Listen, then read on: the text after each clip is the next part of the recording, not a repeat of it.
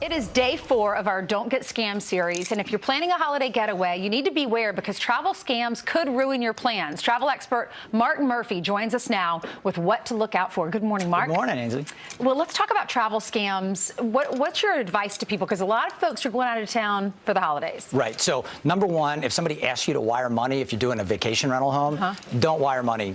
Like to pay for it, you mean? Yeah, don't wire money. Use services like Airbnb and other services where they actually escrow the money and they don't release it to the host until 24 hours after you check in. So you know you're going to get what you're paying for. And if there's any issue, you can get it resolved before they pay the host. Because once that host is paid, you're stuck with that rental. I couldn't imagine paying and then showing up and there is no vacation rental. And you also have to worry about things like fake pictures. So people will put up fake pictures and you think you're getting this unbelievable villa, and as it turns out, that's not what you're getting. Or like bait and switch. They'll show you that, and then you'll have a cabin, 3 miles from the lake, which is exactly where you're going to end up staying, even if you have a place. There have been people that have shown up at a rental, and there's people living in the house. How do you know, though? I mean, how do you prevent yourself from doing that? So you do a few things. Number one, you go through, like, if you're going to rent a house or a villa, you use sites like Vacay Hero, you use sites like One Fine Stay. They actually manage the property, and what that means is you know that the property is what it is. On the other hand,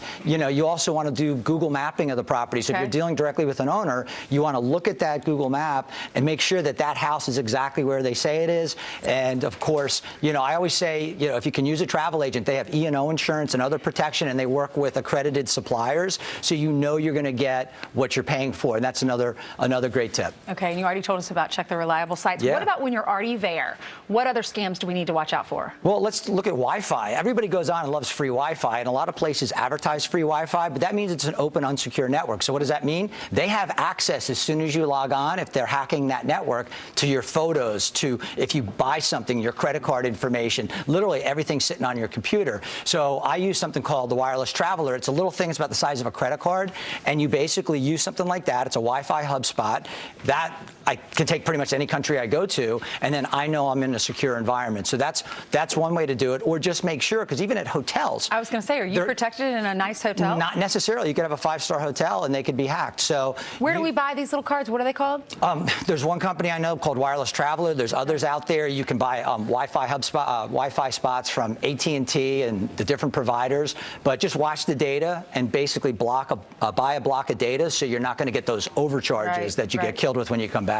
What about exchange rate scams? Well, so people don't realize, they're like, oh, would you like us to charge you in your own currency? Well, if they charge you in your own currency at the restaurant or the retail store, it makes you comfortable because you know what you're going to actually get on your credit card bill. The problem is they give a really bad exchange rate, which is usually 5 to 7% different versus the actual exchange rate. So use a credit card that has no foreign transaction fees, which can add another 2 or 3%. So you could lose 10% of your purchasing power simply by dynamic currency conversion, which is that scam where they do the exchange rate and the currency fees when you do a foreign transaction on credit card. So check your credit card to make sure there are no foreign transaction fees. Mark, thank you for being with us. Always glad. Thank you. Thank you.